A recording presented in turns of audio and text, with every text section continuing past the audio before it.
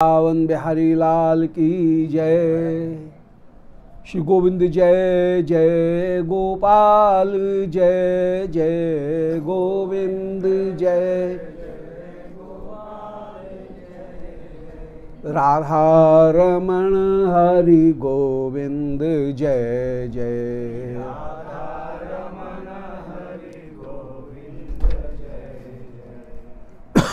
गोविंद जय जय गोपाल जय जय।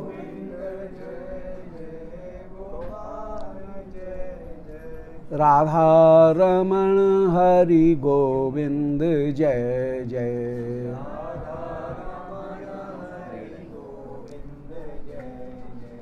गोविंद जय जय गोपाल जय जय।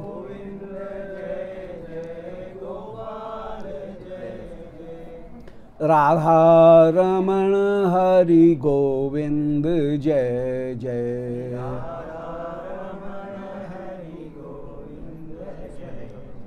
बोलो वृंदावन बिहारी लाल की जय।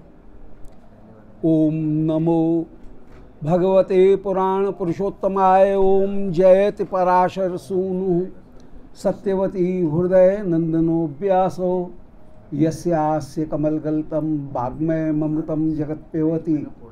विश्वसर्ग विसर्गादि नवलक्षण लक्षतम श्रीकृष्णाक्षम परम धाम जगद्धाम नमामि तत्। हृदयस्य प्रेरणया प्रवर्तितोऽहं बराक रूपोऽपि तस्य हरेः पदकमलं। वन्दे श्री चैतन्यदेवस्य वन्देऽहं श्रीगुरोर्श्रीयुत्पदकमलं। श्रीगुरून् वैष्णवांश्च श्रीरूपं साग्रजातं सहगण रघुनाथान्वितं तं सजीवं साद्वैतं सावधूतं परिजन सहितं श्रीकृष्ण चैतन्यदेवं श्रीराधा कृष्णपादान् सहगण ललिता श्री विशाखान्वितांश्च। अज्ञानतिमिरान्धस्य ज्ञानाञ्जनशलाकया चक्षुरुन्मीलितं येन तस्मै श्रीगुरुवे नमः। अनर्पितचरीं चिरात् करुणयावतीर्णः कलौ समर्पयत मुन्नतोज्ज्वलरसां स्वभक्तिश्रियं। हरिपुरटसुन्दरद्वितिकदम्ब सन्दीपतः सदा हृदयकन्दरे स्फुरतवशचीनन्दनः। जयतां स्वरतौर्पङ्गो मौमन्दमतेर्गति मत्सर्वस्वपदाम्भुजौ। श्रीराधामदनमोहनौ नारायणं नमस्कृत्य नरं चैव नरोत्तमं। देवीं सरस्वतीं व्यासं ततो जयमुदीरयेत्। वाञ्छाकल्पतरुभ्यश्च कृपा सिन्धुभ्यैव च पत्तानां पावनेभ्यो श्रीवैष्णवेभ्यो नमो नमः। हे श्री सनातन प्रभो करुणाम्बुराशे। हे रूप दुर्गत जनैक दयावलोको। हे भट्टयुग्म सुमते रघुनाथ दासो। श्रीजीव में कुरुत मंद मते दयां दरात्। तुलसी काननम यत्र यत्र पद्मवनानि च पुराण पठनम यत्र तत्र सन्निहितो हरि। बोलो श्री वृंदावन बिहारी लाल की जय। आज श्रीमद् महाप्रभु श्री गुरुदेव श्री षडगोस्वामी वर्ग और श्री प्रियालाल उनकी कृपा के बल का आश्रय लेकर के श्री जयदेव गोस्वामी पाद के द्वारा जिस महाकाव्य की रचना की गई गीत गोविंद, और जो परम गूढ़ गंभीर और काव्य का परम श्रेष्ठ निदर्शन है, उनके चरणों का आश्रय ग्रहण करके उस काव्य की मधुरिमा का आस्वादन ग्रहण करने के लिए विराजमान हुए हैं। हम में इस रस को ग्रहण करने की योग्यता नहीं है, परंतु भक्ति में एक वैशिष्ट्य है कि भक्ति अयोग्य को भी योग्य बना देती है। इसलिए केवल चरणाश्रय उसको ग्रहण करके इस बात का विचार न करते हुए कि कौन योग्य है कौन अयोग्य है, अपने लिए कह रहा हूं कि हम तो बिल्कुल योग्य नहीं हैं, परंतु उनकी कृपा के बल पर इस वस्तु का कहीं आस्वादन हमको प्राप्त होगा। तो कृपा का ही एकमात्र बल है, और जो सर्वश्रेष्ठ वस्तु है उसको यदि ये कह करके छोड़ दिया जाए कि उसकी योग्यता नहीं है, तब तो उस ओर कहीं हम बढ़ेंगे ही नहीं, पहले से ही निराश हो जाएंगे। इसलिए कृपा के बल पर अवश्य बढ़ रहे हैं, और श्रीमद् महाप्रभु वे योग्यता भी प्रदान करेंगे और साथ के साथ में रस भी प्रदान करेंगे, क्योंकि वे ऐसे अद्भुत दयालु हैं, दाता हैं, कि वे पात्रता भी प्रदान करते हैं और पात्रता के साथ साथ फिर रस भी प्रदान करते हैं। श्रीमद् महाप्रभु अपनी प्रकट काल की लीला में 24 वर्ष गृहस्थी में और 24 वर्ष आप संन्यास आश्रम में रहे, 48 वर्ष विराजमान हुए। इन 48 वर्षों में 6 वर्ष श्रीमद् महाप्रभु आप कहीं यात्रा करते रहे। इसके बाद में महाप्रभु जब श्री हरिदास ठाकुर महाप्रभु के पास में विराजमान रहे जब तक, तब तक तो श्री हरिदास ठाकुर का अपूर्व नाम संकीर्तन श्रीमद् महाप्रभु के विरह भाव का शमन करने का साधन रहा। परंतु हरिदास ठाकुर के अंतर्धान हो जाने के बाद में श्रीमद् महाप्रभु उनके विरह भाव को शांत करने के लिए श्री चंडीदास विद्यापति राय नाटक गीति कर्णामृत श्री गीत गोविंद स्वरूप रामानंद सोने महाप्रभु रात्रि दिने गाय सुने परम आनंद। महाप्रभु के विरह को शमित करने के लिए एकमात्र उपाय रहा चंडीदास विद्यापति श्री राय रामानंद के विभिन्न नाटक और गीत, श्री कृष्ण कर्णामृत और श्री गीत गोविंद, ये उनके भाव को कहीं शमित करने के लिए परम परम उपाय रहे। उनके साथ में श्री महाप्रभु आनंद पूर्वक इस गीत गोविंद का आस्वादन लेते हुए विराजमान रहे। पहले भी आस्वादन ले रहे हैं, परंतु पहले श्री हरिनाम संकीर्तन वह उनके विरह को शांत करने में एक विशेष साधन रहा। फिर बाद में यही साधन प्रमुख रूप से विराजमान रहे।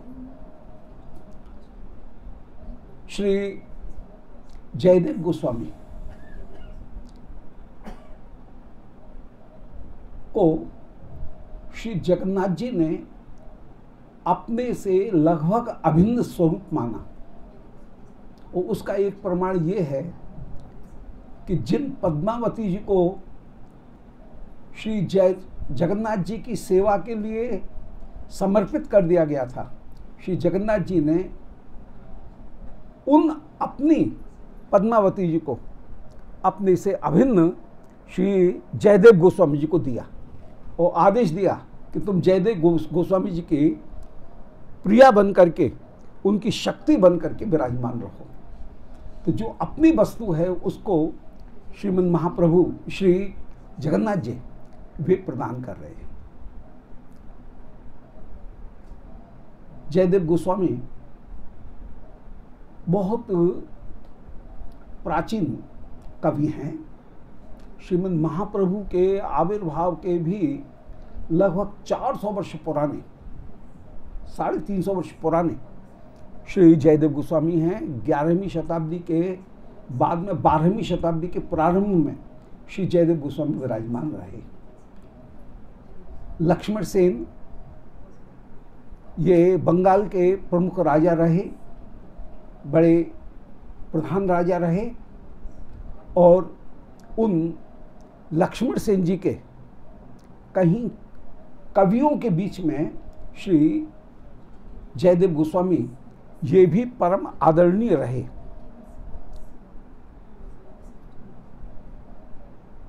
तो श्री जयदेव गोस्वामी एक प्राचीन कवि हैं और उनके काव्य को श्रीमन महाप्रभु ने बड़े चाव के साथ में ग्रहण किया।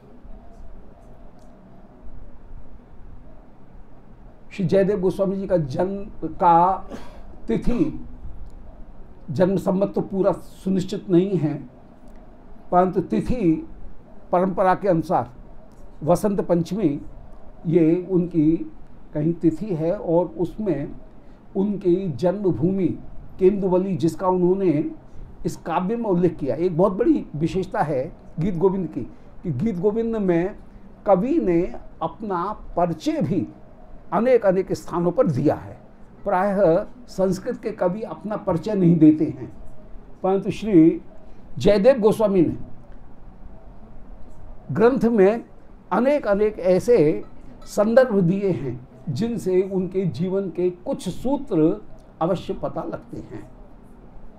तो केंदुवली, उसमें केंदुबिल्ब ये उनके गांव का नाम है, जन्म स्थान का। ये बंगाल में बीरभूमि जिले में कहीं स्थान है, और उसमें श्री जयदेव गोस्वामी जी का जन्म भोगदेव और बामा देवी, इनके पिता का नाम है भोगदेव और माँ का नाम है बामा देवी। उन बामा देवी और भोगदेव इनके द्वारा इनका जन्म हुआ। 12वें सर्ग के अंत में कह रहे हैं कि श्री भोजदेव प्रभवस्य रामा देवी सुतस्य जयदेव कस्यो पाराशरादि बंधुवर्ग कंठे श्री गोविंद गीत गोविंद कवित्व मस्तु। तो यहाँ पर श्री भोजदेव प्रभवस्य कह करके अपने पिता का नाम दिया है। भोजदेव की मैं का पुत्र हूँ। श्री बामा देवी जी कहा जाता है कि पारिवारिक बहुत प्रारंभ में ही श्री जयदेव गोस्वामी जी उनका माता पिता से वियोग हो गया। परिवारी जनों ने इनका कहीं पालन किया, और पालन क्या स्वार्थ के द्वारा पालन किया, और इनका पैतृक जो संपत्ति है उसको परिवारी जनों ने हरण कर लिया। परंतु श्री जयदेव गोस्वामी का शुरू से ही ऐसा व्यवहार रहा कि उन्होंने परिवारी जनों के साथ में कहीं द्वेष का भाव नहीं रखा, और उनको सदा सदा आदर प्रदान किया। उनकी संपत्ति का हरण कर लेने पर भी जयदेव ने उनकी सदा सहायता की। प्राय शुरू से ही वैराग्यपूर्ण जीवन रहा है, भगवत समर्पण में जीवन रहा। किशोर अवस्था होने पर ये जगन्नाथपुरी पधारे। वहाँ पर सुदेव नाम करके कोई ब्राह्मण हैं, उनकी पुत्री थी। इनके यहाँ पर पुत्री हो नहीं रही थी, संतान नहीं थी। उन्होंने कहा कि जो संतान होगी मैं उसे श्री जगन्नाथ जी को समर्पित कर दूंगा। तो श्री पद्मावती नाम करके पुत्री उत्पन्न हुई, उसको जगन्नाथ जी को उन्होंने समर्पित कर दिया। परंतु श्री जगन्नाथ जी ने आदेश प्रदान किया कि जयदेव तुम इनको ग्रहण करो। तो जो अपनी संपत्ति थी उसको कृपा करके श्री जगन्नाथ जी ने श्री पद्मावती जी को जयदेव को प्रदान किया, और जयदेव जी ने उनको अपनी शक्ति के रूप में ग्रहण किया, और ये किंदुबिल्ब गांव में अपने पैतृक निवास में पिता के घर में वहां पर लौट आए। श्री जयदेव गोस्वामी उनने उस लीला का जितना साक्षात दर्शन किया बिना कल्पना के बिहारिन दास निकट नित रहे, जैसी देखे तैसी कहे, जैसा देखा वैसा कहा। और उस स्थिति में श्री जयदेव गोस्वामी जी ने जो कुछ भी लिखा उसमें कभी कभी उनको ये संकोच हुआ कि श्री किशोरी जी मान करके विराजमान हैं श्याम सुंदर। एक प्रसंग है कि श्याम सुंदर उस समय किशोरी जी के चरणार बिंदु में प्रणाम कर रहे हैं और जयदेव गोस्वामी जी ने कहीं लिखना चाहा, अष्टपदी में लिख दिया कि देहि पद पल्लव मुदारम, कि हे श्री किशोरी जो आप कृपा करके मुझे अपने चरण कमल प्रदान करें। फिर मन में विचार आया कि इतनी दीनता ये जाने रसिक जनों को या श्याम सुंदर को प्रिय लगेगी कि नहीं, कि प्रिया जी के चरणों में नाक घिस रहे हैं और कह रहे हैं कि आप अपने चरण कमल हमको प्रदान करें, मेरे सिर के ऊपर अपने चरण कमलों का विन्यास करें। तो ये कहीं ज़्यादा तो नहीं हो रहा है। इसलिए वो जो कलम है उस कलम से उन्होंने इस पंक्ति को काट दिया। लिख तो दिया था पहले, परंतु उस पंक्ति को काट दिया। और यमुना जी गंगा जी स्नान करने के लिए चले गए। जब गंगा जी स्नान करके ये गए, इतने में श्री ठाकुर जी स्वयं चले आए। श्री कृष्णचंद्र उस समय स्वयं चले आए और स्वयं आकर के श्री जयदेव का स्वरूप धारण करके चले आए। ये स्वरूप जो है वो स्वरूप की विशेषता है। तो स्वरूप धारण करके जयदेव का ही रूप बना करके श्री कृष्णचंद्र स्वयं चले आए। पत्नी ने कहा, पद्मावती जी बोली इतनी जल्दी कैसे आ गए? बोले वो एक पंक्ति थी वो पूरी नहीं हो रही थी, उसको ठीक करना था और वो अधूरी रह गई थी। उस पंक्ति को पूरा करने के लिए अभी अभी ध्यान आया, इसलिए आ गया हूं। अभी फिर स्नान करने के लिए जाऊंगा। रास्ते में चलते चलते ध्यान आ गया और आए, और जिसको काटा था उसके ऊपर वही पंक्ति लिख गई, देहि पद पल्लव मुदारम। जयदेव गोस्वामी जी ने जिसको काटा था वो पंक्ति प्रभु ने प्रमाणित कर दी और स्वयं अपने हाथ से उसको लिख दिया। तो जब अपने हाथ से स्वयं लिखा और लौट गए कि अब मैं स्नान करने जा रहा हूं, तो कृष्ण तो चले गए और इधर जो श्री जयदेव गोस्वामी वे लौट करके जब आए और विचार कर रहे हैं कि क्या लिखूं क्या नहीं लिखूं, तो जो पंक्ति देखी सो देख रहे हैं कि वहां पर जो जहां करेक्शन किया हुआ था उसके स्थान पर वही पंक्ति लिखी हुई थी। श्री कृष्ण ने वो पंक्ति लिखी हुई थी। तो जान गए ठाकुर ने ही कृपा की है और बड़े भारी आनंदित हुए। और आनंदित होकर के श्री पद्मावती जी से कह रहे हैं कि आहा तुम धन्य हो कि तुमको ठाकुर जी का दर्शन प्राप्त हुआ। हमको दर्शन प्राप्त नहीं है और तुमको ठाकुर जी ने दर्शन दिए और यहाँ तुमने उनका साक्षात दर्शन किया। ऐसे पद्मावती जी उनकी अपूर्व महिमा उनका गायन किया है। अपने आप को धन्यवाद करके मान रहे हैं। श्री जयदेव गोस्वामी जी के विषय में अनेक अनेक प्रसंग विराजमान हैं। कहते हैं इस प्रसंग के बाद में जयदेव गोस्वामी जी ने अपनी पत्नी के शीत प्रसाद को ग्रहण किया। इतना आदर किया उनका कि उनके शीत प्रसाद को भी बड़े आदर के साथ में कि आज मैं धन्य होऊंगा तुम्हारे शीत प्रसाद को ग्रहण करके। ऐसे ये ग्रहण कर रहे हैं। श्री जगन्नाथ जी ने एक दूसरी घटना है। श्री जगन्नाथ जी ने श्री गीत गोविंद जो जयदेव गोस्वामी का था उनके आधार पर कई गीत गोविंद उनकी कहीं प्रशंसा सुन करके कई लोगों ने अपने गीत गोविंदों की भी रचना की और उन गीत गोविंदों को रखा। परंतु श्री जगन्नाथ जी ने मूल श्री जयदेव गोस्वामी का जो गीत गोविंद है उसको ही प्रमाणित किया, उसके ऊपर हस्ताक्षर किए, उस गीत गोविंद को प्रमाणित किया। श्री गीत गोविंद इतना श्री जगन्नाथ जी को प्यारा है कि गीत गोविंद जहाँ गायन किया जाता है वहाँ जगन्नाथ जी पीछे पीछे चले आते हैं। एक तीसरी घटना है जयदेव गोस्वामी की महिमा के गायन में कि कोई मालिन की लड़की कभी बैगन तोड़ते हुए गीत गोविंद का गायन कर रही थी अपने बगीचे में, और श्री जगन्नाथ जी उनके पीछे पीछे उस गीत को सुनने के लिए चले आए, गीत गोविंद की उस अष्टपदी को सुनने के लिए चले आए।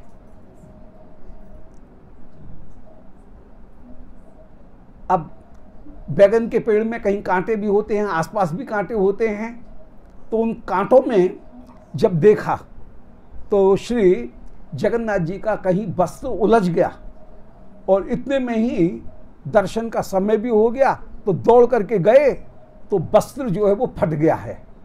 और फटे वस्त्र से जिस समय विराजमान हुए तो सबने कहा कि लालन, आज भक्तों ने कहा आज आपके वस्त्र फटे हुए कैसे हैं?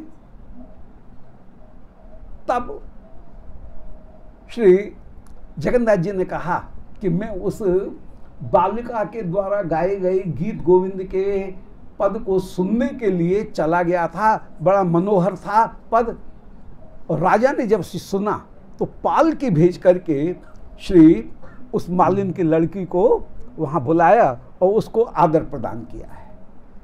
तो ये अष्टपदी श्री ठाकुर की इतनी ज़्यादा प्यारी है, ठाकुर को भी अत्यंत अत्यंत प्यारी है।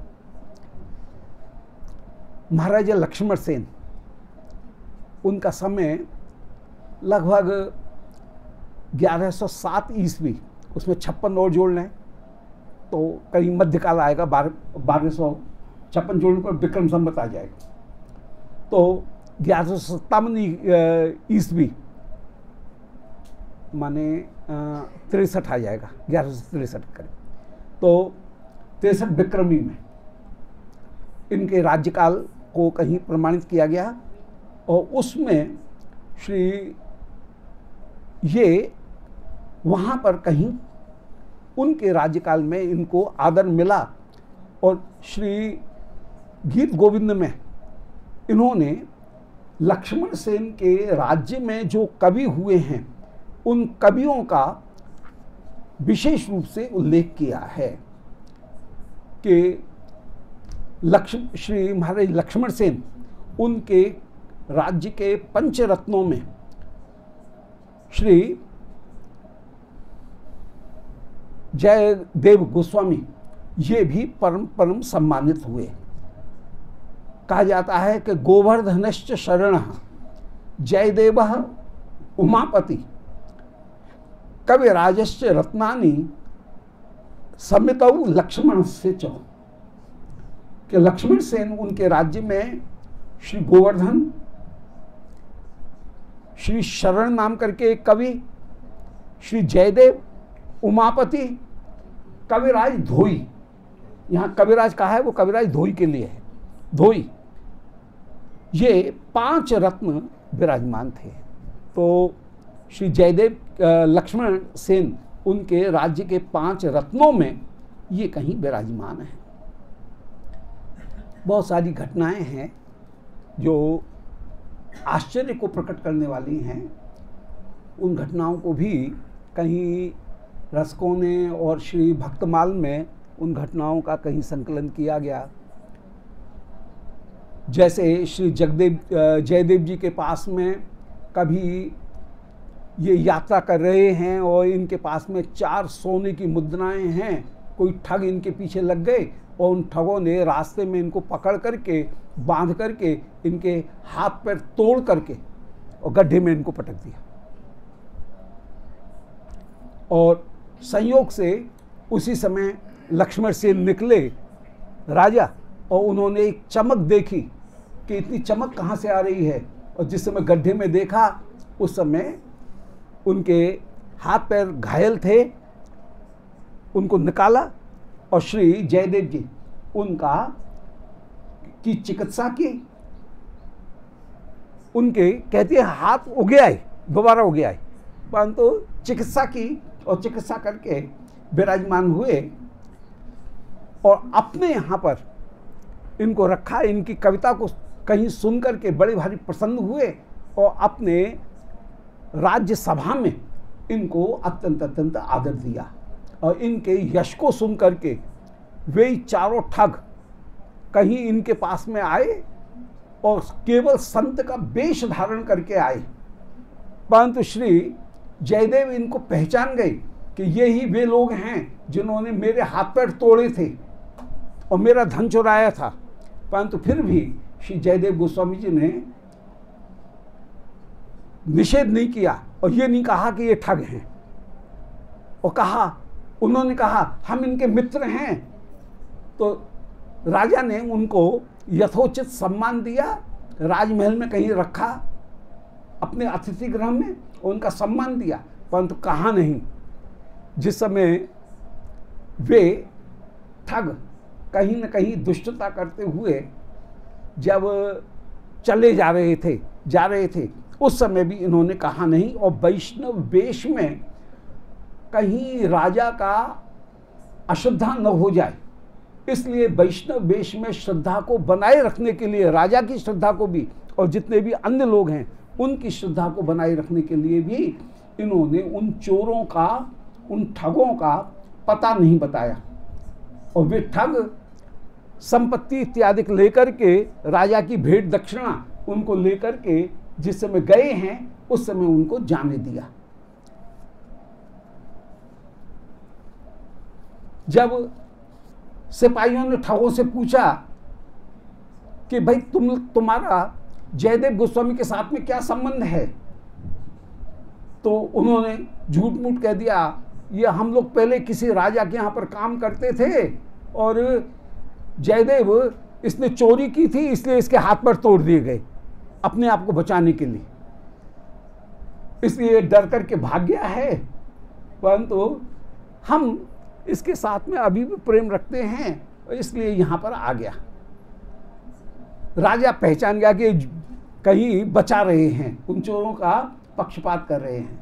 तो राजा ने कहा आपने ऐसा क्यों किया, वे तो ठग थे, हम पहचान गए उनको, वे ठग थे और उन्होंने आपके साथ में इतना दुष्टता का कार्य किया, फिर भी आप उनके प्रति आदर का काम रख रहे हैं। तो उन्होंने कहा कि मैंने इसलिए किया कि कहीं आप संत वेश को भी आदर देना चाहिए, भेखधारी जो संत हैं उनको भी कहीं ना कहीं आदर देना चाहिए, भेख का आदर करना चाहिए। ये कहीं रखने के लिए मैंने कहा नहीं, जो हुआ सो हुआ। राजा की वेश में निष्ठा बनी रहे, ये एक प्रयास किया गया। श्री पद्मावती जी परम भाग्यशालिनी और श्री कृष्ण में एकदम इनकी ऐसी अपूर्व निष्ठा रही। ऐसे अनेक घटनाएं श्री जयदेव जी की के साथ में संतों के समाज में प्रसिद्ध हैं और भक्तमाल इत्यादि में उनका संकलन किया गया। बोलो जयदेव गोस्वामी की जय। केंदुली गांव में वहाँ पर श्री जयदेव गोस्वामी जी का माघ मास में मकर संक्रांति के ऊपर बड़ा मेला होता है और गीत गोविंद का पाठ होता है। ये वहाँ पर अभी भी वहाँ पर गीत गोविंद का पाठ होता है। श्री गंगा जी यद्यपि दूर हैं, करीब 18 कोस हैं केंदु बिल्व से, परंतु फिर भी श्री जगन्नाथ जी इनके गांव में, श्री गंगा जी इनके गांव में सरोवर में प्रकट हो गई और वो श्री जयदेव गोस्वामी की जयदेवी गंगा कह करके उनकी प्रसिद्धि है। और वहाँ पर गंगा जी इनके गांव में निरंतर विराजमान है। तत्वतः चमत्कार जो हैं वो मुख्य वस्तु नहीं है। चमत्कार जो कोमल श्रद्धा वाले हैं उनको आकर्षित करने का एक प्रकार है। किसी संत की महिमा उसने कुछ चमत्कार दिखाई इस कारण नहीं है, उनकी महिमा उनके अपने भजन और जो प्रेम निष्ठा है उसके कारण ही है। श्री गीत गोविंद एक परम दिव्य काव्य है जो कि मंजरी भाव की एक दिव्य उपासना पद्धति उसको कृपा करके प्रकट करता है। जहाँ श्री प्रिया को श्याम सुंदर से मिलाने के लिए और प्रिया की जितनी भी मनस्थितियाँ हैं, उन मनस्थितियों के कारण श्री प्रिया के जो अष्ट नायिका भाव उनमें प्रकट हुए, 8 प्रकार की जो नायिकाएं हैं, उन नायिकाओं का भाव जो उनमें प्रकट हुआ, उन 8 प्रकार की नायिका भावों को प्रकट करने के लिए यहाँ पर ये जो एक महाकाव्य के रूप में उन भावों को यहाँ प्रकट किया गया है और एक एक सर्ग में एक एक नायिका के भाव को प्रकट किया है। आगे पीछे उसी संगति को प्रकट करके तो 12 सर्गों में एक दिव्य महाकाव्य को यहाँ प्रकट किया गया। खंड काव्य और महाकाव्य, इनमें मूलभूत अंतर यह है कि जहाँ जीवन के केवल एक अंश को प्रकाशित करने के लिए और जीवन के कोई आंशिक उद्देश्य की सिद्धि के लिए जो काव्य की रचना हो, उसको हम खंड काव्य कहते हैं। छोटा बड़ा होने के कारण कोई खंड काव्य नहीं है या महाकाव्य नहीं है। ऐसा नहीं कहा जा सकता है कि मेढक एक छोटा हाथी है और हाथी एक बड़ा मेढक है। ऐसा नहीं कहा जा सकता है कि केवल आकार के आधार पर हम ये कह दें कि वो छोटा है, वो खंड काव्य है, वो महाकाव्य है। ऐसा कभी भी नहीं कहा जा सकता है। उसकी जो सिद्धांत पद्धति है, उसके द्वारा जिस वस्तु को प्राप्त किया जा रहा है, उस वस्तु को प्रदान करना, उसके मोटिव को कहीं प्रस्तुत करना, उस मोटिव के आधार पर, लक्ष्य के आधार पर किसी काव्य की खंड काव्यता और महाकाव्यता सिद्ध होती है। उसके आकार के आधार पर उसकी खंड काव्यता और महाकाव्यता सिद्ध नहीं होती। तो जीवन को जो अनेक पक्षों की ओर से, अनेक दृष्टियों की जीवन को जो अनेक पक्ष की दृष्टि से देखे और अनेक एक विशाल दृष्टि से संपूर्ण जीवन के ऊपर एक नया प्रभाव डाले और उसे जीवन के परम लक्ष्य की ओर ले जाए, श्रोता के जीवन को परम लक्ष्य की ओर ले जाए, जीवन की समग्रता की ओर जो दृष्टि डाले, उसका नाम है महाकाव्य। और जहाँ जीवन के केवल एक पक्ष को प्रस्तुत किया जाए और एक सीमित उद्देश्य को प्रस्तुत किया जाए, तो मोटिव भी सीमित है और जो विषय वस्तु है वो विषय वस्तु भी सीमित है, उसको हम कहेंगे खंड काव्य। जहाँ पर संपूर्ण जीवन का एक विशाल पक्ष सामने है और उसका लक्ष्य भी विशाल सर्वोत्तम लक्ष्य है, जीवन का परम लक्ष्य है, उस लक्ष्य को प्रस्तुत करना, वह है महाकाव्य। श्री गीत गोविंद एक महाकाव्य है। प्रायः खंड काव्य 6 या 6 सर्गों से छोटे होते हैं और महाकाव्य 8 या उसके अतिरिक्त सर्ग वाले होते हैं। श्री रामायण आदि जो महाकाव्य हैं, उनमें 8 सर्ग से अधिक हैं, इसलिए वे महाकाव्य कहलाए। परंतु एक कवि शिष्टाचार के रूप में खंड काव्य छोटे होते हैं और महाकाव्य, खंड काव्य 6 सर्गों से बड़े ज़्यादा नहीं होते हैं और महाकाव्य वे बड़े होते हैं, विशाल भी होते हैं। 6-7 सर्ग के छोटे खंड काव्य और इसके बाद में महाकाव्य, ये एक सृष्टि रही। क्योंकि जीवन के एक पक्ष को देखना और एक पक्ष के लिए कहीं प्रस्तुति लक्ष्य को, कोई सीमित लक्ष्य को स्थापित करना, यह खंड काव्य है और जीवन के संपूर्ण लक्ष्य को प्रस्तुत करना, यह महाकाव्य है। श्री गीत गोविंद ऐसे ही एक महाकाव्य को प्रस्तुत करता है जिसका उद्देश्य सर्वोत्तम जो प्रयोजनीय पदार्थ है, प्रयोजन पदार्थ है, उस प्रयोजन पदार्थ को प्रस्तुत करता है। सर्वोत्तम प्रयोजन पदार्थ वह है कृष्ण प्रेम। कृष्ण प्रेम की सर्वोत्तमता कहाँ है?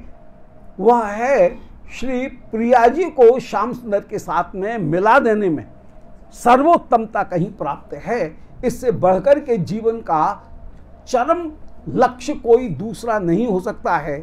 श्री गीत गोविंद इसी चरम लक्ष्य को प्रस्तुत करने वाला, अर्थात निज स्वार्थ से रहित होकर के निज द्वारा, अपनी इंद्रियों के द्वारा श्याम सुंदर की सेवा करना और अपनी इंद्रियों के द्वारा श्याम सुंदर के माधुर्य का आस्वादन करना, इस स्वार्थ गंध से युक्त जो कहीं गोपी भाव है, उस गोपी भाव से भी मुक्त होकर के श्री राधिका को श्याम सुंदर के साथ में, श्री स्वामी जी को श्याम सुंदर के साथ में मिलाना और मंजरी भाव से सर्वोत्तम सुख श्री श्याम सुंदर को प्रदान किया जा सके, इस भाव को कहीं स्थापित करना, ये गीत गोविंद का मुख्य उद्देश्य है। और इस सखी भाव, मंजरी भाव से बढ़कर के कोई दूसरा जीवन का प्रयोजनीय पदार्थ नहीं हो सकता है, क्योंकि सर्वोत्तम विशाल पदार्थ को ये प्रस्तुत करता है।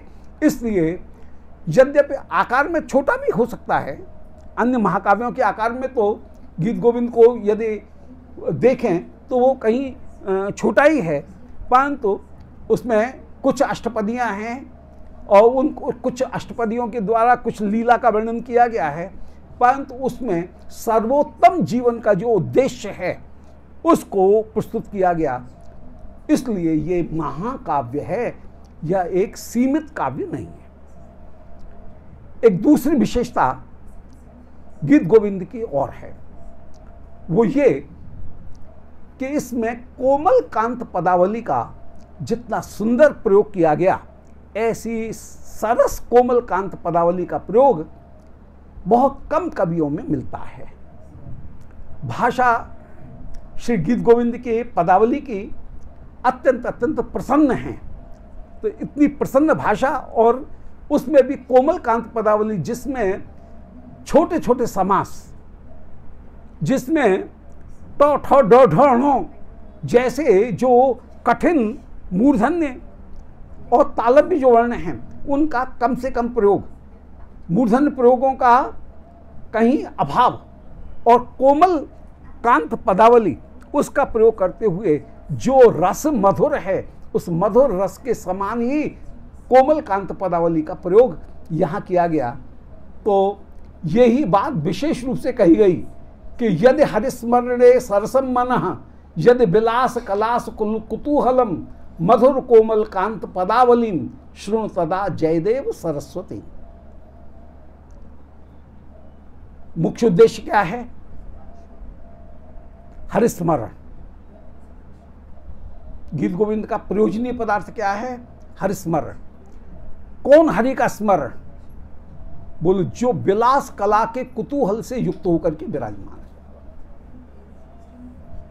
हरि का सर्वोत्तम स्वरूप है, जहां ऐश्वर्य के कारण उनकी महिमा नहीं है, जहां उनके माधुर्य के कारण महिमा है, माधुर्य में भी जहां स्वरूप उससे प्रीति की जा रही है, स्वरूप की सेवा की जा रही है, ऐश्वर्य की सेवा नहीं की जा रही है, वह श्री गीत गोविंद का मुख्य उद्देश्य है। तो गीत गोविंद के मुख्य उद्देश्य को प्रस्तुत कर रहे हैं। यदि हरिस्मरणे, यदि भगवान के स्मरण में सरसम्मनः, भगवान का स्मरण करने में तुम्हारा मन सरस है, अर्थात बुद्धि का प्रयोग न करके, जहां तर्क और युक्तियों का प्रयोग न करके, जहां श्री कृष्ण के माधुर्य का मधुर रूप में वर्णन किया जा रहा है, उसमें यदि मन है, और यदि विलास कलास कुतूहलम, और श्री कृष्ण की जो विलास कला हैं उनमें कुतूहल है, तो ये इस ग्रंथ को पढ़ो।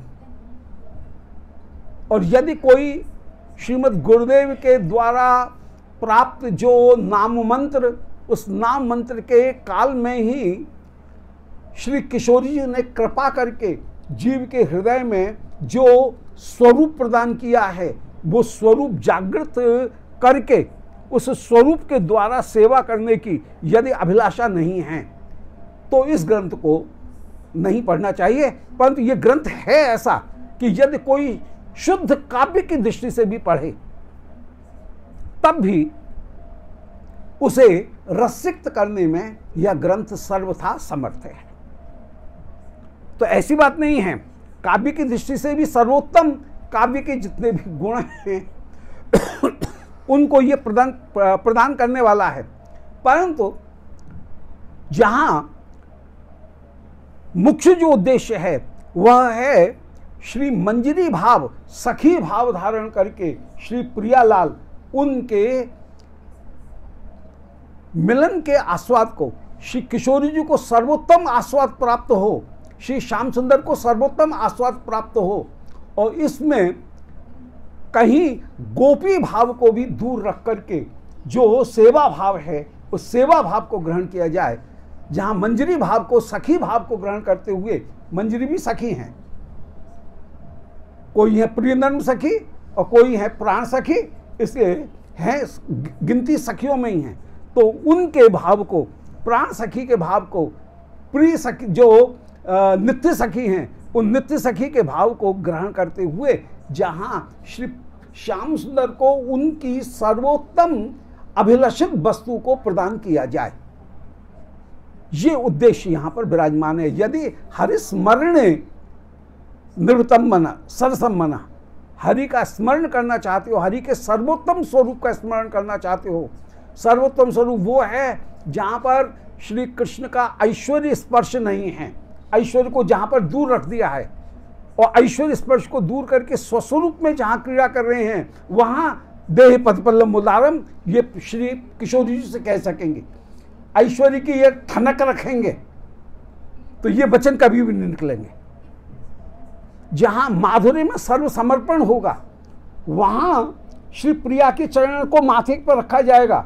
यदि ऐश्वर्य की जरासी भी ठनक होगी तो फिर ये वचन नहीं निकल सकते हैं, और ये परम स्वरूप में श्री श्याम सुंदर विराजमान हैं। इसलिए यदि हरिस्मरणे सरसम मना, हरि का सर्वोत्तम जो स्वरूप है, रसमय स्वरूप, उसमें यदि तुम्हारा मन है, और यदि विलास कलास कुतूहलम, एक जो पदार्थ है वही रस पदार्थ कहीं रसरूप भी होकर के, वह स्वादिष्ट होकर के, स्वाद रूप होकर के भी, और वह भोक्ता बन करके भी, और भोक्ता बन करके दूसरे के हृदय में जो आस्वाद आ रहा है उससे सुपुष्ट होकर के भी विराजमान हो, तो ये श्याम सुंदर का सर्वोत्तम रस का स्वरूप है।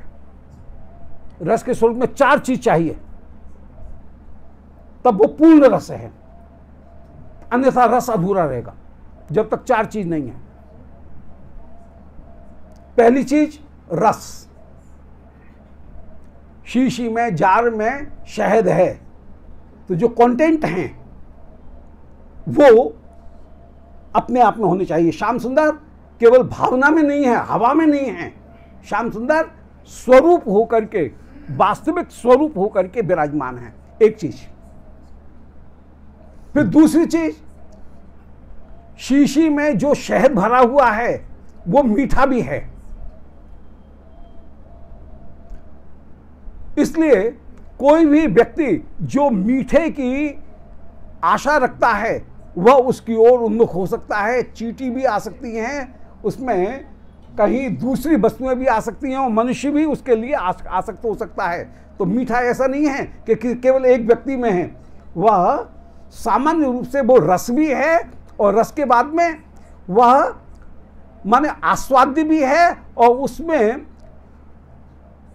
स्वाद भी है, उसमें स्वाद भी कहीं विराजमान है। दो चीज हो गई, वो कॉन्क्रीट होकर के भी विराजमान है, केवल एब्स्ट्रैक्ट नहीं है। रस जो है वो कॉन्क्रीट होकर के भी विराजमान है, स्वरूप होकर के भी विराजमान है, और स्वरूप में स्वाद भी है। तो दो चीज, आस्वाद्य भी है और आस्वाद भी उसमें विराजमान है, उसमें टेस्ट भी है। अब तीसरी चीज, कोई वस्तु आस्वाद और टेस्ट दोनों से युक्त हो, परंतु कोई भोग करने वाला नहीं हो, तो किस काम की। शीशी में रखी रखी विराजेगी, वो उसका उपयोग तो होगा नहीं। उसका आस्वादक भी होना चाहिए, और आस्वादक भी कौन है? आस्वादक भी स्वयं श्याम सुंदर है। तो श्री श्याम सुंदर रस भी हैं और रस के आस्वादक भी हैं, दोनों हैं। तो तीसरी चीज हुई श्याम सुंदर रस, स्वाद और आस्वादक, तीनों हैं। अब आस्वादक जो है वह आस्वादक भी यदि दो स्वरूपों को धारण करके विराजमान होगा, स एको न रमते द्वितीय मैच्छत, वह अकेले विराजमान नहीं होता है, द्वितीय वस्तु की आवश्यकता होती है। वह आस्वादक भी यदि आश्रय विषय होकर के विराजमान होगा तो उसका आस्वादन विशेष होगा। अर्थात वह रस ही अपने आप को दो रूपों में परिणत करता है, एक श्री प्रिया और दूसरे श्री लाल। तो जो आस्वादक है, तीसरी जो वस्तु बताई, पहली वस्तु थी वह रस है।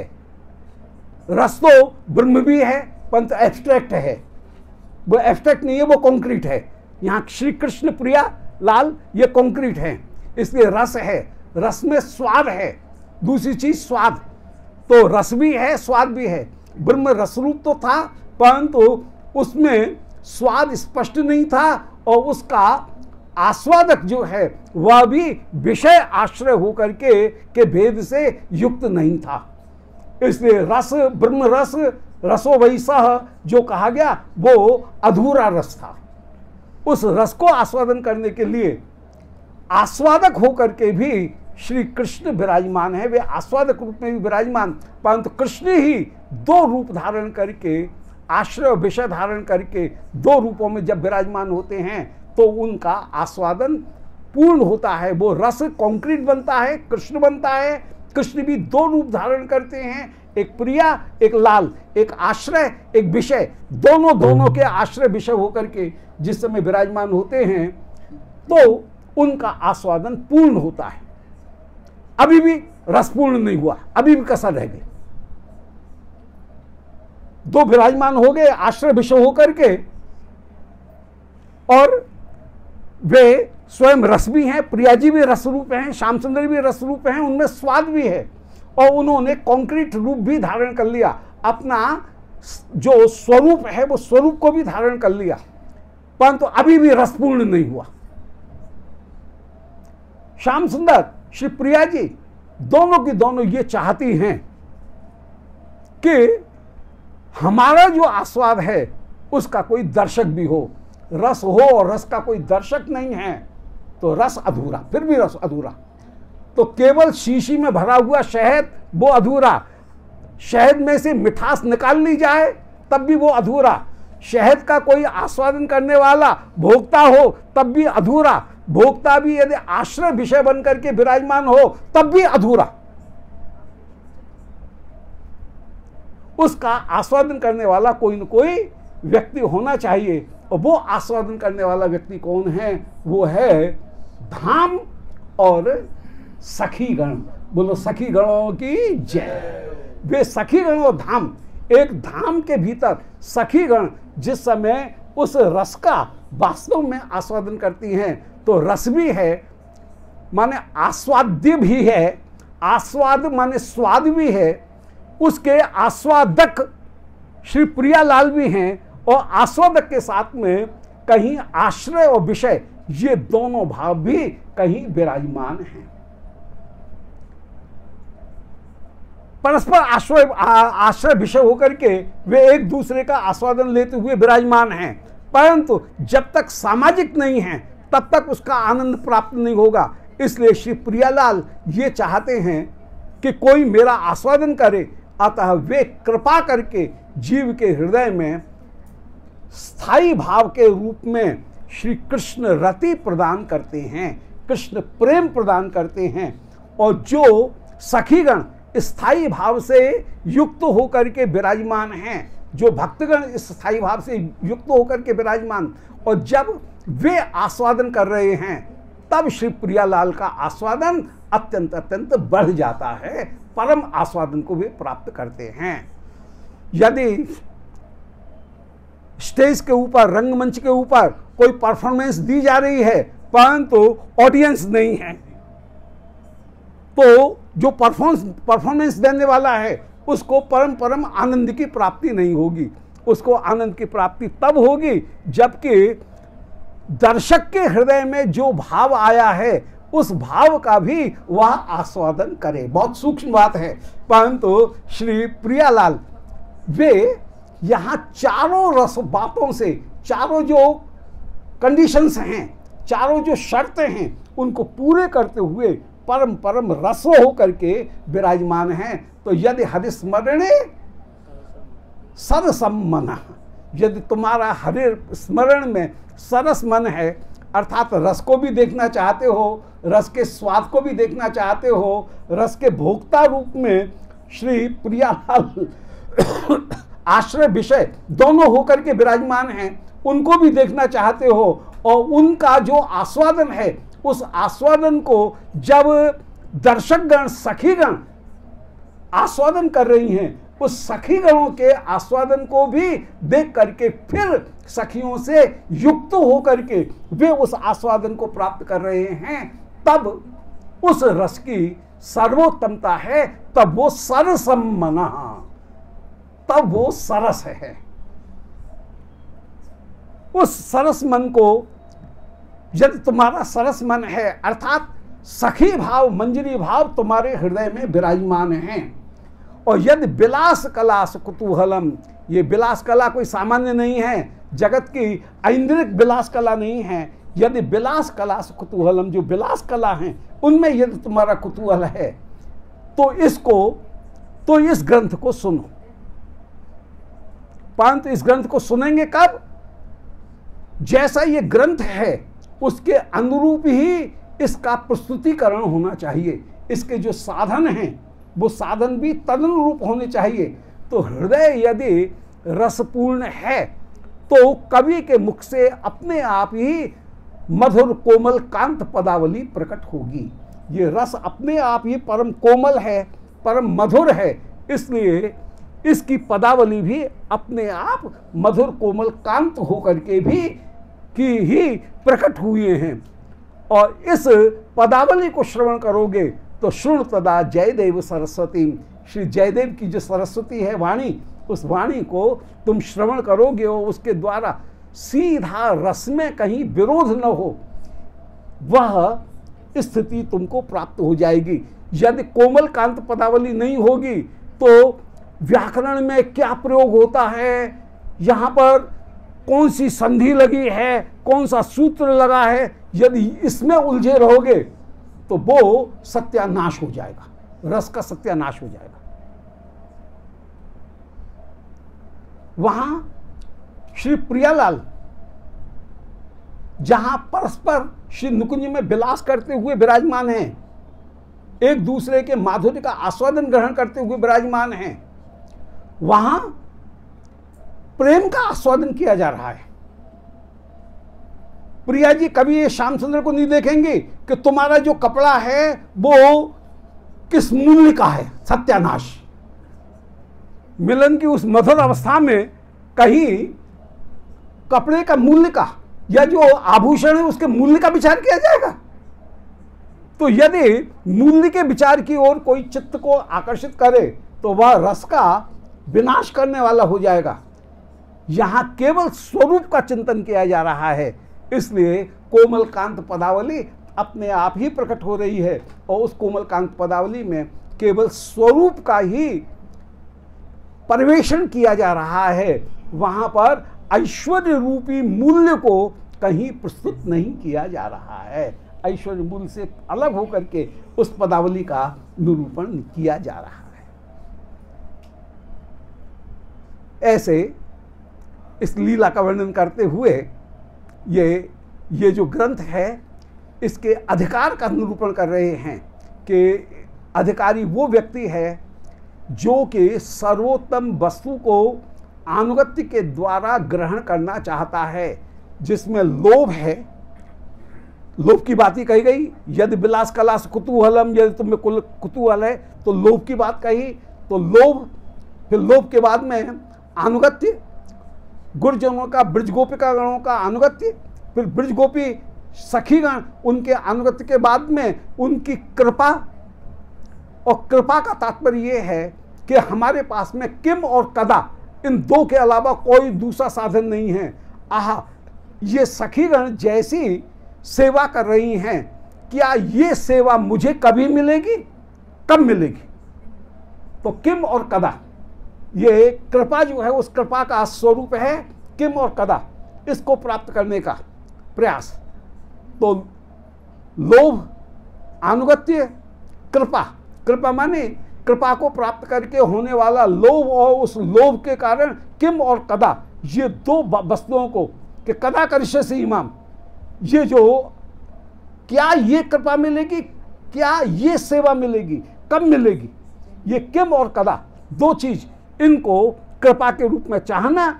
और फिर चौथी जो चीज है, वो चौथी चीज है कि मैं इस लीला में कहां खड़ी हूं, ये दासी, ये मंजरी इस लीला में कहां खड़ी है। इस भाव को धारण करते हुए, अपने स्वरूप को धारण करते हुए विराजमान हो। ये चार चीज जिसमें हैं वह इस ग्रंथ का अधिकारी है। और श्री गुरुदेव की कृपा के द्वारा इस ग्रंथ के अधिकार को सहज में ही प्राप्त किया जा सकता है। ये बहुत दुर्लभ वस्तु है, तुम्हारा अधिकार नहीं है, ये कहकर के बहुत दिन वंचित किया गया। परंतु जो रसिक जन हैं, उदार जन हैं, उनकी बड़ी भारी कृपा रही कि उन्होंने कृपा करके श्री जयदेव गोस्वामी जी ने और उनके बाद के कुछ लोगों ने ये कहीं रत्न छिपा ही नहीं रह जाए, इसलिए इस रत्न को कृपा करके कहीं उजागर भी किया, इसका प्रकाशन भी किया। श्री नारायण महाराज, उन्होंने इसके पहले भी गीत गोविंद की अनेक टीकाएं, आखिर में टीका होती क्यों, यदि ये प्रकाशित नहीं होता तो उसकी टीकाएं क्यों की जाती थी। पुरीदास गोस्वामी जी ने इसकी टीका की, अनेक लोगों ने इसकी टीका की। तो इसका मतलब है कि जहां ये चार चीज हैं, लोभ, अनुगत्य, कृपा और निज स्वरूप की स्थिति, ये चार चीज हैं, उनके सामने यह ग्रंथ प्रकाशित है। जो इसके लिए उत्सुक हैं वे भी इसके अधिकारी हैं। और इसका प्रयोजनी जो पदार्थ है वो श्री प्रियालाल हैं। और उन प्रियालाल, उनकी सेवा, मुझे प्रेम सेवा की प्राप्ति हो। गौड़ियाओं ने एक शब्द दिया, प्रेम सेवा, बड़ा महत्वपूर्ण शब्द है। प्रेम सेवा का तात्पर्य है कि श्री प्रियालाल, इनकी रुचि के अनुसार हम उनकी सेवा करते हुए विराजमान हों। प्रेम की सर्वोत्तम स्वरूपा हैं श्री किशोरी जो, उनकी रुचि के अनुसार हम सेवा करते हुए विराजमान हों। प्रेम पूर्ण सेवा, ये प्रेम सेवा नहीं है। प्रेम का कहीं कुछ विशिष्ट अर्थ है, वो प्रेम का विशिष्ट अर्थ उसको ग्रहण करते हुए प्रेम पूर्ण जो सेवा है उसको ग्रहण करते हुए विराजमान। ऐसे ये महाकाव्य है जो कि जीवन के सर्वोत्तम पुरुषार्थ, जीवन के संपूर्ण परिवेश, संपूर्ण जीवन का जो अंतिम परम लक्ष्य है, उस लक्ष्य को और उस लक्ष्य में जीवन का जो सर्वोत्तम स्वरूप है, उस संपूर्ण सर्वोत्तम स्वरूप को प्रस्तुत करने वाला ये ग्रंथ है। इसलिए इसका नाम महाकाव्य है। ये श्री गीत गोविंद एक अद्भुत महाकाव्य है। गीत, गोविंद संबंधी गीत। गीत शब्द में चार वस्तुएं होती हैं: भावुकता, कलात्मकता, आत्माभिव्यक्ति, अपने भाव की अभिव्यक्ति, संक्षिप्तता और संगीतात्मकता। ये पांच गुण जिसमें विद्यमान हो उसको हम गीत काव्य कहते हैं।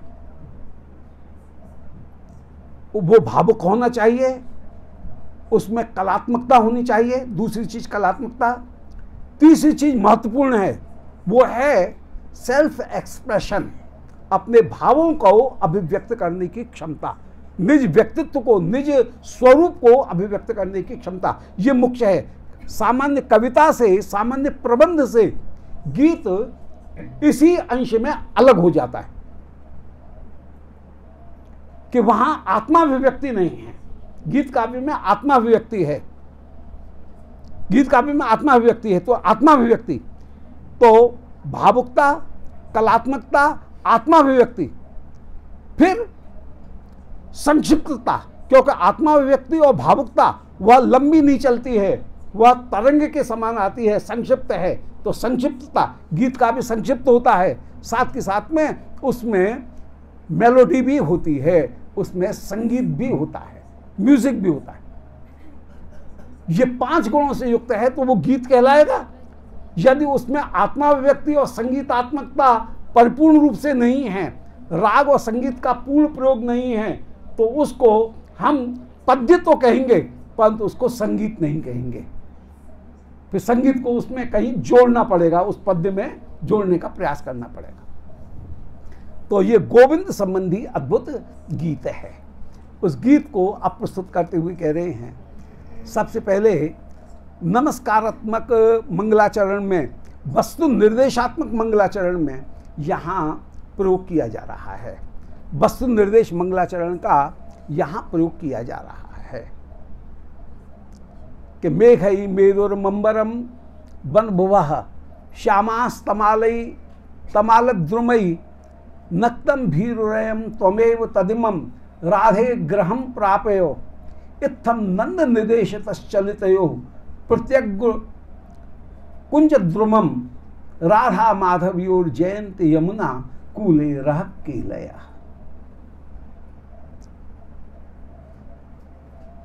श्री सखी परम आनंद में युक्त होकर के श्री प्रिया जी से कह रही है कि इस समय कैसा सुंदर मेघई मेदुर मंबरम, सावन का महीना और इसमें मेघ उदय हुआ आ रहे हैं। ये वृंदावन की शोभा का वर्णन किया जा रहा है और उद्दीपन विभाव श्री धाम व धामी की लीला को स्फुरित करता है। भक्तों की ये एक विशेषता रही है कि वे लीला का चिंतन हृदय में नहीं करते हैं, वे लीला का चिंतन धाम में करते हैं। ज्ञानी ब्रह्म का चिंतन हृदय में करता है, परंतु भक्त पहले धाम का चिंतन अपने हृदय में करेगा, फिर हृदय कुंज में, धाम में फिर लीला का चिंतन करेगा। धाम नहीं है तो लीला स्फुरित नहीं हो सकती है, इसलिए सबसे पहले धाम की शोभा का वर्णन किया जा रहा है।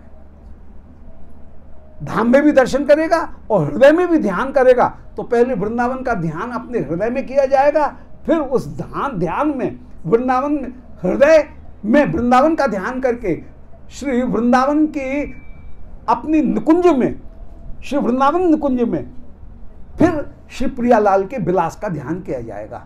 धाम के बिना लीला की स्फूर्ति नहीं है। तो वृंदावन की शोभा का वर्णन किया जा रहा है। मेघई मेदुर मंबरम, इस समय आकाश में घनघोर बादल उमड़ रहे हैं। अंबर कहीं प्रतीक है उत्कंठा का, श्याम सुंदर के मिलन की जो उत्कंठा है वही अंबर होकर के, बादल होकर के विराजमान। प्यारे के मिलन में जो विलंब है उसको सहन न करना, इसी का नाम है उत्सुकता, उत्कंठा। और उस उत्कंठा को कहीं प्रस्तुत करते हैं मेघई मेदुर मंबरम। आकाश में मेघ उदय हो रहे हैं और उन मेघों को देख करके श्री प्रियालाल दोनों के हृदय में परम उत्कंठा है। वन भुवा, श्री वृंदावन की जो भूमि वह श्यामा परम सुंदर होकर के विराजमान। श्याम सुंदर जब वृंदावन का दर्शन करेंगे तो प्रिया जी जब वृंदावन का दर्शन करेंगी तो श्याम सुंदर की शोभा का दर्शन करेंगी। श्यामा तमाल द्रुमई, जहां तमाल वृक्ष अपने आप विराजमान हैं, तमाल के वृक्ष अपूर्व सुशोभित हैं। तो आकाश में मेघ हैं, वन की ये वृंदावन वन की भूमि है, जो वृंदावन श्री किशोरी जी का हृदय ही है, वो हृदय ही बंद होकर के विराजमान, उस वन की भूमि में श्यामः स्तमालद्रुमयी श्री श्याम सुंदर प्रिया जी श्याम सुंदर का दर्शन करते हुए विराजमान हैं, जहां हरे भरे श्याम सस्य श्यामल जो वृक्ष हैं तमाल के, वे विराजमान हैं। नक्तम भीरु अयम, हे श्री राधिके सखी, अब तो अपनी माननीय स्थिति का त्याग कर। श्याम सुंदर कहीं अपने आप को तुम्हारे प्रेम के सर्वथा उपयुक्त न मान करके, कहीं उन पर जो अपराध बन गए हैं, उस अपराध के कारण, पूर्ण सेवा न कर सकने के कारण वे कहीं डर रहे हैं और माननीय प्रिया के पास में जाने में उनके क्रोध का पात्र बन जाऊंगा, ये विचार करके भीरु अयम। तो भीतर जो गिल्टी कॉन्शियस है श्याम सुंदर के हृदय में, कोई अपराध जो किया हुआ है या अपनी जो अयोग्यता है, उस अयोग्यता के कारण श्याम सुंदर भीरु हैं। नक्तम भीरु अयम, वे भीरु हैं। और आपके पास में आने में, ये सखी के वचन हैं श्री प्रिया जी से, आपके पास में आने में वे कहीं भीरु हैं, संकोच कर रहे हैं। परंतु अजी सखी तुम तो परम उदार हो, उस समय श्याम सुंदर व्याकुल हो रहे हैं, उनका आदर कर लो। अजी सखी कैसी सुंदर रसकों के पद हैं कि वृंदावन में इतने सुंदर झूला पड़े हैं, अजी सखी श्याम सुंदर को बुला करके उनका आदर कर लो, अर्थात उनको इस लीला में सम्मिलित कर लो। तो नक्तम भीरु अयम, श्याम सुंदर भीरु हैं, कहीं अपने अपराध के कारण डर रहे हैं। त्वमेव तद्मम राधे गृहम प्रापय, हे श्री राधिके तुम ही इस समय गृहम प्रापय, श्री नुकुंज मंदिर, जो कुंज मैंने सजाई है, दासी ने सजाई है, सखी ने सजाई है, उस नव नुकुंज में श्री श्याम सुंदर को पधराओ पधराओ। और श्याम सुंदर के प्रति अब कहीं मान के भाव, कहीं श्याम सुंदर के प्रति जो तुम्हारे हृदय में वामता का भाव है, उस वामता के भाव को कम करके अरे सखी श्याम सुंदर को कहीं प्रोत्साहन दो। तुम जब प्रोत्साहन दोगी तो श्याम सुंदर के हृदय में जो कहीं अपराध की भावना है या संकोच की भावना है, वह संकोच की भावना दूर हो जाएगी।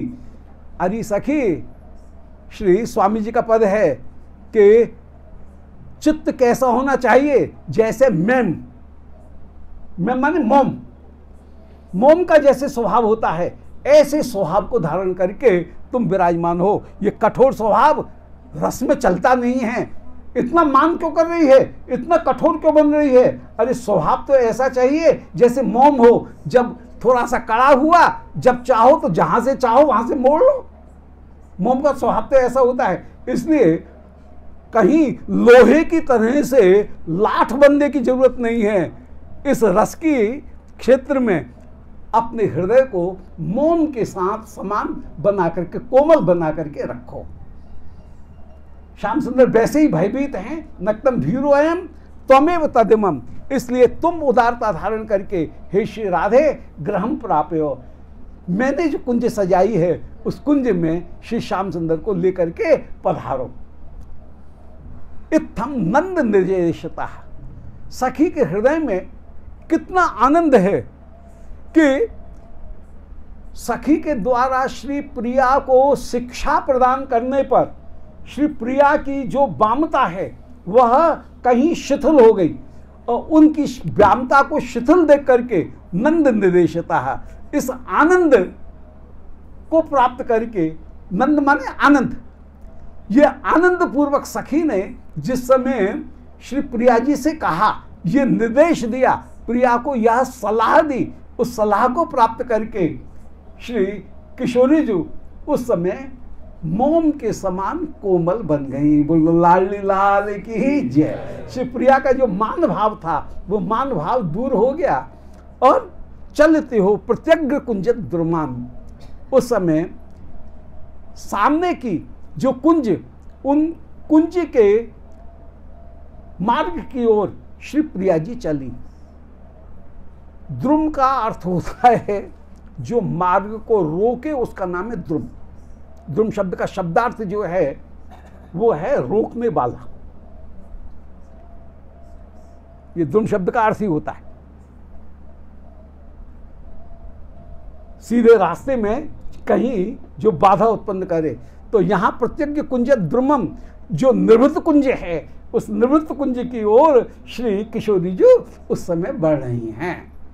राधा माधवियो, ये राधा और माधव, इनकी श्री राधिका और माधव ये परम आराधिका होकर के विराजमान, और ये उन मां लक्ष्मी स्वरूपा उनकी धव होकर के, उनके नित्य प्रिय होकर के विराजमान हैं। राधा माधवियो जयंती यमुना कूले रख के ले। ये यमुना कुल की कुल में, यमुना कहने का तात्पर्य है कि जो यमधर्मराज उनके दंड को निषेध करने वाली हैं, उनका नाम हुआ यमुना। उन यमुना कुल में श्री राधा माधव की जो राग केली हैं, उन राग केली की जय हो, जय हो।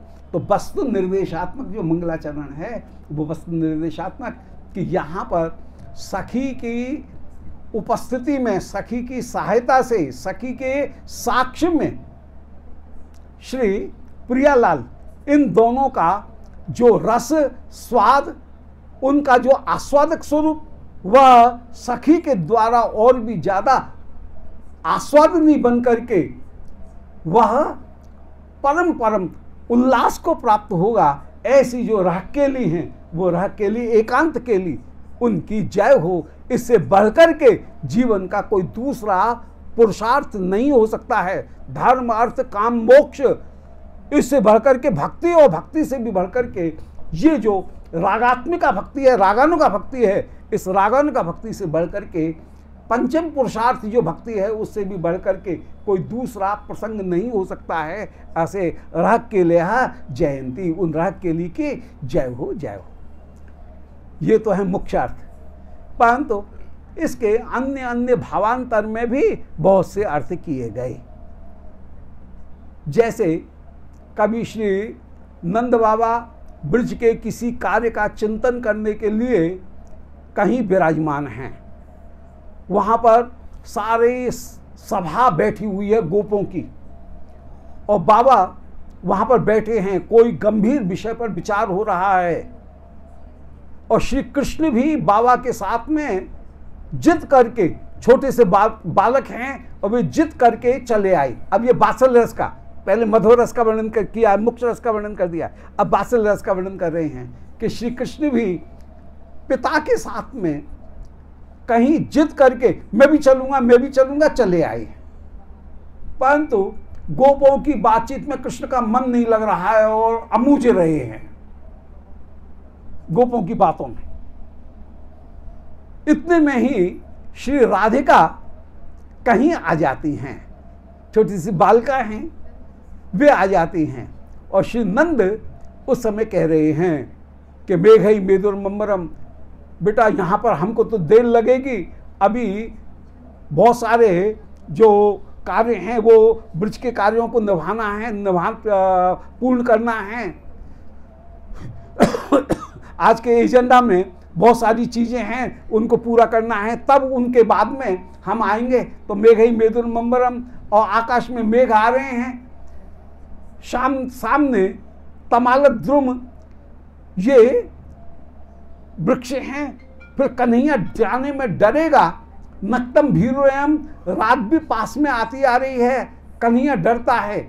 तुम दोनों बालक साथ साथ रहोगे तो दोनों को ठीक रहेगा, दोनों ही एक दूसरे के सहारे को प्राप्त करके भयभीत नहीं होगे। तो नक्तम भीरोयम त्वमेव तदिमम राधे ग्रहम प्राप्य, तुझे भी चलने में बेटी परेशानी हो रही होगी, भय लग रहा होगा, और कन्हैया भी डर रहा है। दोनों बालक साथ साथ जाओगे तो तुम्हारा भय नहीं रहेगा, एक दूसरे का सहारा रहेगा। तो राधे ग्रहम प्राप्य, यहाँ पर श्री राधा रानी कुछ बड़ी दिखाई प्रतीत होती हैं, क्यों कहीं रास में किसी संप्रदाय में श्री किशोरी जी 1 साल बड़ी हैं, किसी में 1 साल छोटी हैं, वल्लभ कुल संप्रदाय में 1 साल बड़ी हैं, श्री निम्बार्क में गौड़ी में सब में 1 साल छोटी हैं, अन्य सारे संप्रदायों में। परंतु श्री स्वामी जी के संप्रदाय में सम किशोर जोड़ी नहीं, प्रकट भई सुख सार। वहाँ पे सम किशोर जोड़ी है, न कोई बड़ा है न छोटा है, अनंत है। तो कौन छोटा बड़ा होने का प्रश्न ही नहीं होता है, वो तो नित्य नित्य विराजमान है। तो सम किशोर होकर के विराजमान, तो तीनों ही सब रस सिद्ध हैं, रस सब सिद्ध हैं। तो सम किशोर जोड़ी होकर के भी विराजमान है। प्रकट भई सुख सार, सुखमयी ये जोड़ी है, केवल प्रकट हुई है। उत्पन्न होती तो छोटा बड़ा होता, परंतु उत्पन्न नहीं है, ये नित्य है। और प्रकट भाई ये केवल प्रकट हुई है, सुख की सार है। अतः जन्म कर्म जाके नहीं, इनमें न जन्म की लीला है न इनके अन्य कर्म की लीला है। जन्म कर्म नहीं है, ये कर्म के अनुसार जन्म नहीं है। जन्म कर्म इनकी लीलाएं भी इसमें नहीं है कि जहां पर कहीं आगम अपाई हो, ऐसा स्वरूप भी इनका नहीं है। अर्थात जैसे बाल्यावस्था आई, फिर बाल्यावस्था गई, पौगंड अवस्था आई, फिर पौगंड अवस्था गई, फिर किशोर अवस्था आई, फिर किशोर अवस्था गई, फिर युवावस्था आई। ऐसा आगम और अपाई, आगम का मतलब है एक अवस्था आई दूसरी अवस्था छूटी, ऐसा नहीं है। इनमें सब अवस्था नित्य किशोर सर्वदा सर्वदा विराजमान हैं। ये नित्य किशोर हैं, सदा वैसा स्वरूप विराजमान है। आगमा पाए भाव से ये रहित होकर के विराजमान हैं। तो प्रकट भई सुखसार, जन्म कर्म जाके नहीं, सहज विहार आहार। और इनका आहार विहार ही है। जैसे मछली जल के बिना एक क्षण नहीं रह सकती, ऐसे ये प्रियालाल एक क्षण के बिना भी परस्पर प्रीति के बिना नहीं रह सकते हैं। विहार ही इनका आहार है, सहज विहार आहार। सहज जोड़ी है, सहज शब्द का प्रयोग किया, सहज जोड़ी है। सहज का तात्पर्य है कि किसी दूसरे के द्वारा बनाई गई जोड़ी नहीं है। जगत की जितनी भी जोड़ियां हैं वे सब किसी घटक के द्वारा, किसी मध्यस्थ के द्वारा जोड़ी को मिलाया जाता है, परंतु ये जोड़ी किसी मध्यस्थ के द्वारा मिलाई हुई नहीं है, सहज जोड़ी है। तो मायरी सहज जोड़ी प्रकट भई, ये सहज जोड़ी है जिसको किसी दूसरे ने मिलाया नहीं है। तो ये प्रियालाल दोनों ऐसी ही अद्भुत जोड़ी, ये नित्य जोड़ी है जो कि प्रकट हुई है, जिसका जन्म नहीं हुआ है, जिसमें सहज विहार ही आहार होकर के विराजमान। तो वहां पर न कोई छोटा है न बड़ा, तो दोनों तरह के भाव है। सिद्धांत का जहां वर्णन करेंगे वहां पर सिद्धांत में ये नित्य हैं और नित्य होने के कारण कोई छोटा बड़ा नहीं है। जहां लीला का आस्वादन करेंगे वहां पर कहीं श्री श्याम सुंदर कभी छोटे हैं कभी बड़े हैं, और उस समय रस की कहीं अतिशयता प्राप्त करने के लिए कभी बड़ा होकर के या कहीं छोटा होकर के, सेवा की अतिशयता प्राप्त करने के लिए कहीं छोटा होकर के ये कहीं विराजमान हैं। तो कहीं बड़े कहीं छोटे कहीं समान ये विराजमान हैं। तो राधा माधवियो, राधा माधव इनकी यमुना कूल में जो राग के लिए है उसकी जय हो जय हो। एक श्लोक और जल्दी से कर लें, फिर शायद ये मंगलाचरण यहां पर किया। तो श्री प्रियालाल जिस समय चले दोनों बालक रूप में, हाँ जिस समय चले उस समय तो बालक हैं, अभी पौगंड अवस्था में शिशु अवस्था में हैं, परंतु जब तक नंद बाबा की निगाह है तब तक तो बालक रहे। और जहां नंद बाबा की निगाह से ये अलग हुए, सो दोनों में सहज किशोर प्रकट हो गया, जो नित्य किशोर है वो प्रकट हो गया।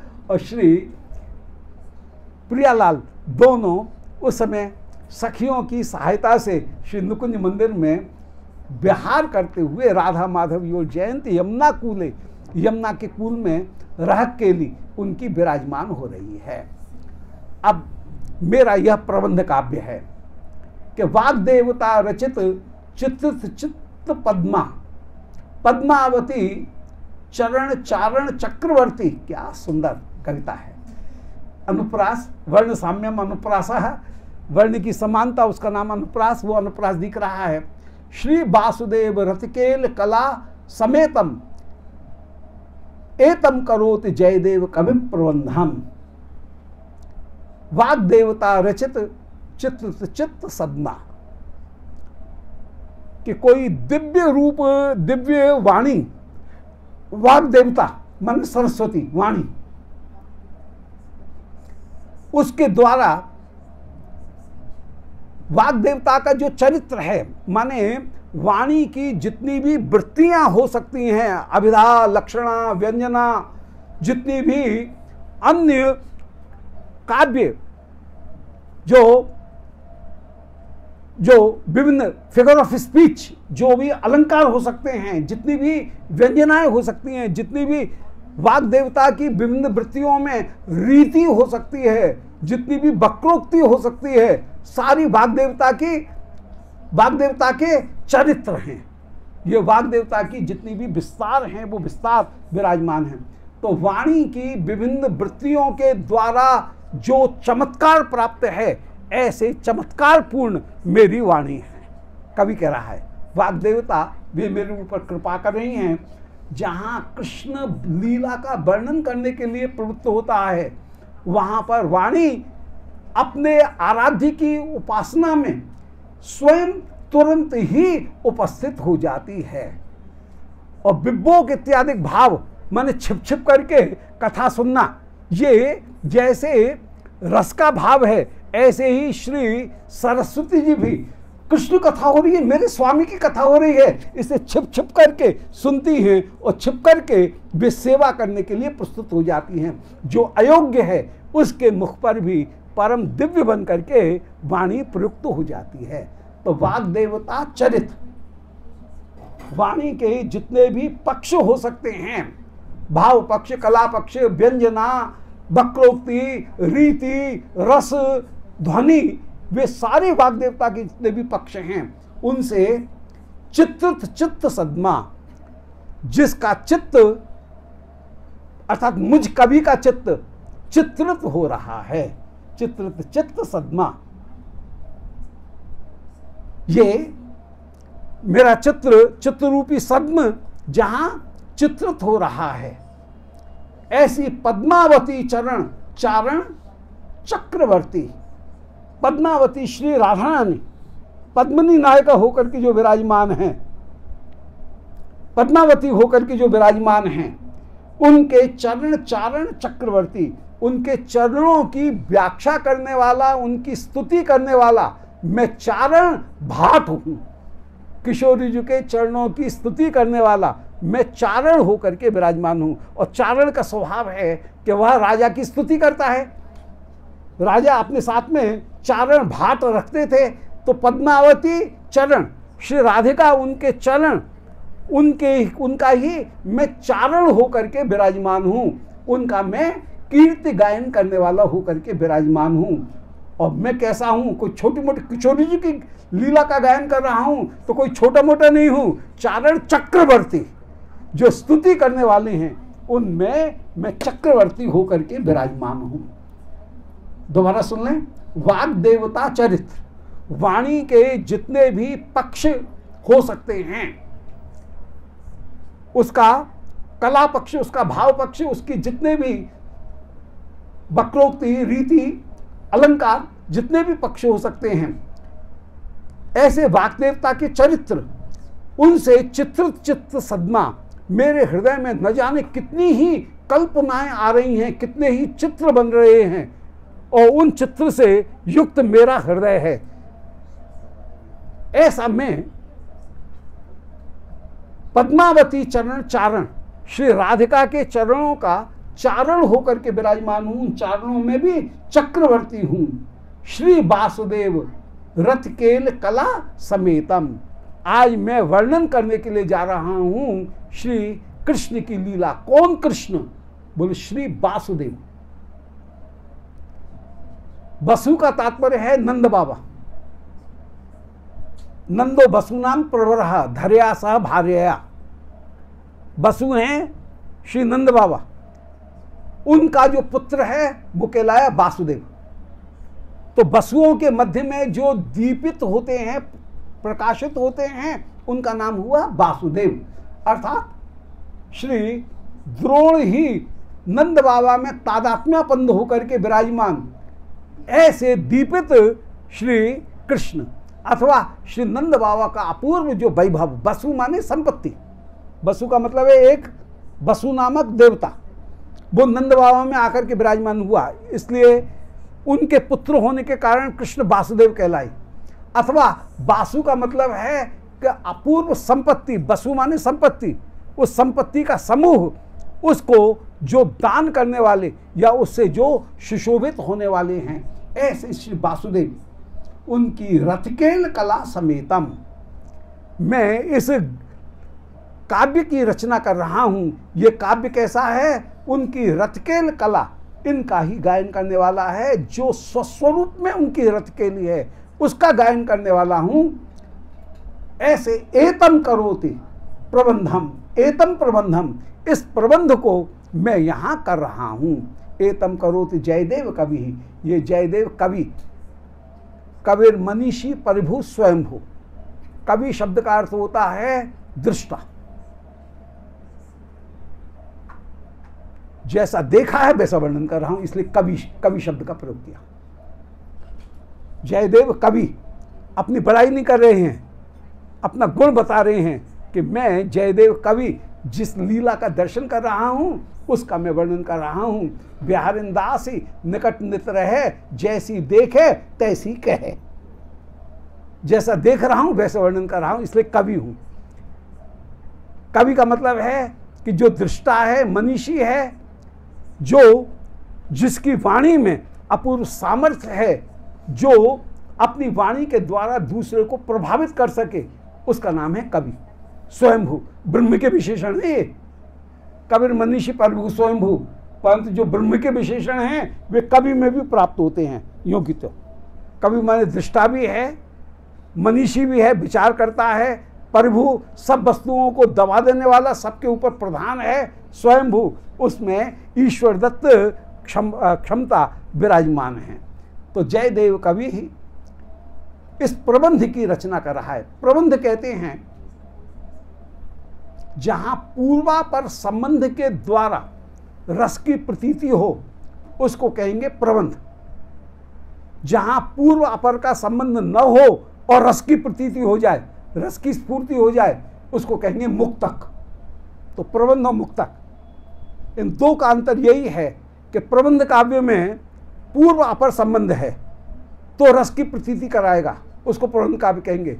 आगे का नहीं है तो रस की प्रतीति नहीं हो। आगे चले बहुर रघुराई, ऋषि मुख पर्वत नियर आई, इसको अकेले पढ़ो तो क्या आनंद आएगा? पूर्वापर संबंध है तब वो रस की प्रतीति कराएगा, नहीं तो एक घटना का वर्णन है, रामचंद्र जी आगे चले, चलो, इसमें रस नहीं। परंतु उस प्रसंग के बीच में ये देखेंगे तो वो कहीं रस की प्रतीति कराएगा। तो पूर्वापर संबंध पूर्वक रस की प्रतीति कराने वाले को, वचन को हम प्रबंध कहते हैं। और जहाँ पूर्वापर संबंध नहीं है फिर भी रस की प्रतीति कराए उसको हम मुक्तक कहते हैं। हम ये प्रबंध लिख रहे हैं और इस प्रबंध में एक घटना दूसरी घटना के साथ जुड़ी हुई है।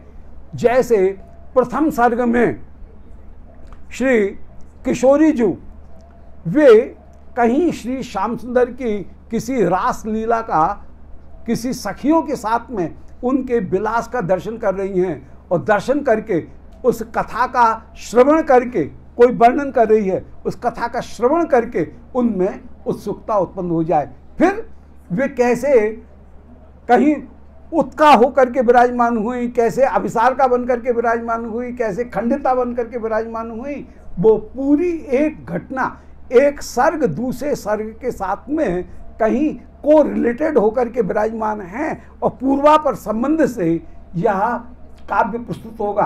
तो इस काव्य की विशेषता यह है कि अकेले भी रस को प्रतीत कराता है और पूर्वापर संबंध के द्वारा तो अत्यंत प्रतीत कराता है। इसलिए प्रबंधम या प्रबंध काव्य है, मुक्त काव्य नहीं है। इसका हम वर्णन कर रहे हैं।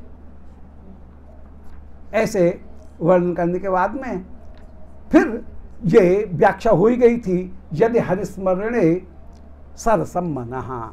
इसका उद्देश्य दिखा रहे हैं कि श्री प्रियालाल की आनुगत्यमयी प्रेम सेवा करना ही इस ग्रंथ का मूल उद्देश्य है। श्री श्याम सुंदर की स्वस्वरूप में जो विलास कला है, जिसमें ऐश्वर्य का कहीं स्पर्श नहीं है, जहां श्रम तम गम भ्रम एक शब्द का प्रयोग किया जाता है, रसकों की, वृंदावन की रसकों ने एक शब्द का प्रयोग किया, वो है मिलोनी। वो मिलोनी बड़ी भारी चीज है। हाँ, जहां पर मिलोनी नहीं है, श्रम तम गम भ्रम, इनकी कोई मिलोनी नहीं है, अर्थात शुद्ध जो रस है उस शुद्ध रस का जहां वर्णन किया गया।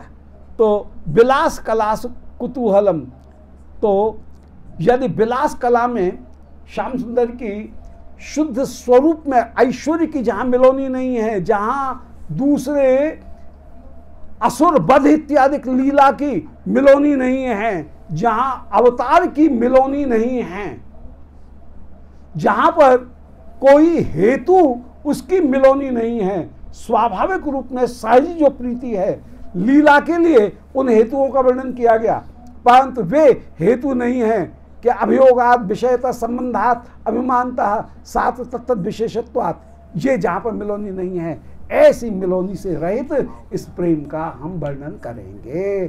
श्रोण जयदेव सरस्वती, बोलो जयदेव गोस्वामी की जय। जय जय श्री राधे श्याम। गोविंद जय जय गोपाल जय जय गोविंद जय जय गोपाल जय जय श्री राधा रमण हरि गोविंद जय जय राधा रमण हरि गोविंद जय। बोलो वृंदावन बिहारी लाल की जय। ग्रंथ में मैग्नेट है, वो छोड़ने नहीं देता है।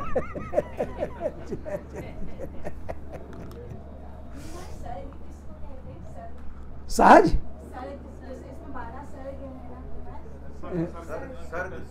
सर्ग, सर्ग कहते हैं जहां चैप्टर। महाकाव्य का लक्षण है सर्गबद्धो महाकाव्य। महाकाव्य सर्गों में बधा होता है, माने एक एक घटना के एक एक अंश को वहां एक सर्ग के भीतर, एक चैप्टर के भीतर रखा जाता है, वो सर्ग है।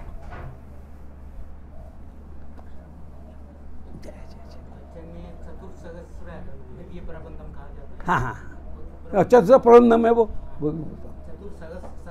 हाँ, चतुर 14,000 4,000, अच्छा 4,000 चतुर्सहस्र दिव्य प्रबंधम संकलन किया था उन्होंने सारे सबका। जय जय।